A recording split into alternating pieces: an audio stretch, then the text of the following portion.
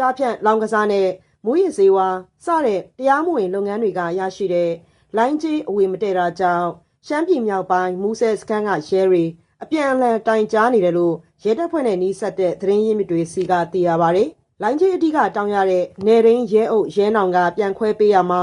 မူဆယ်မြို့မှစခန်းမူဒူရဲမှုနေဆန်းနဲ့အဝေမတည့်ရာကနေပြည်ရဲရေးကိုအပြန်အလှန်တိုင်ကြားခဲ့တာလို့သိရပါတယ်။ဝေစုပြဿနာတက်တော်မှစခန်းမှုက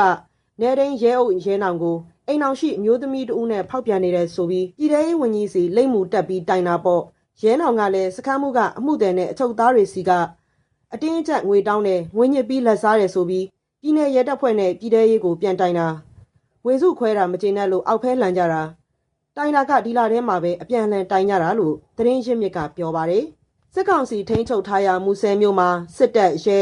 မှုကင်းတပ်ဖွဲ့စာရဖာနဲ့သက်ဆိုင်ရာဌာနတွေကိုလိုင်းကြီးသိန်းရာနဲ့ချီပေးပြီးပြည်သူစစ်နဲ့တထေးတွေက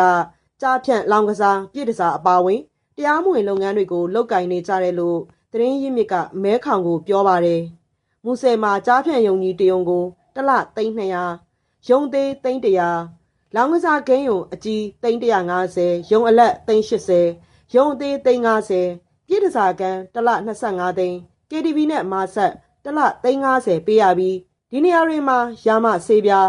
ice ဘိန်းဖြူ happy water စတဲ့မူရစ်ဆေးတွေရောင်းချမယ်ဆိုရင်လိုင်းကြီးထပ်မံပေးရတယ်လို့သိရပါတယ်။လိုင်းကြီးတွေကိုယာရုကြီးငယ်လိုက်ခွဲဝေယူကြတာလောင်ကစားယုံတွေကိုပြည်သူစစ်တွေကလုံခြုံရေးယူပေးပြီးတာဝန်ယူထားတာဆိုတော့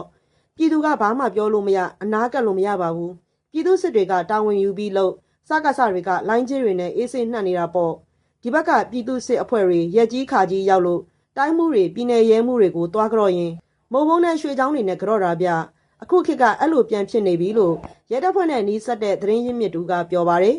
မူဆယ်မြို့မှာစစ်ကောင်စီလက်အောက်ခံပြည်သူစစ်အဖွဲ့10ဖွဲ့ထံမှန်းရှိပြီးသူတို့တွေဟာစစ်တပ်နဲ့ရဲကိုလိုင်းကြီးပေးပြီးကြားဖြန့်လောင်ကစားပြည်တစားယုံနဲ့မွေးစေးအယောင်းဝယ်တွေကိုလောက်ကင်နေကြတယ်လို့သိရပါတယ်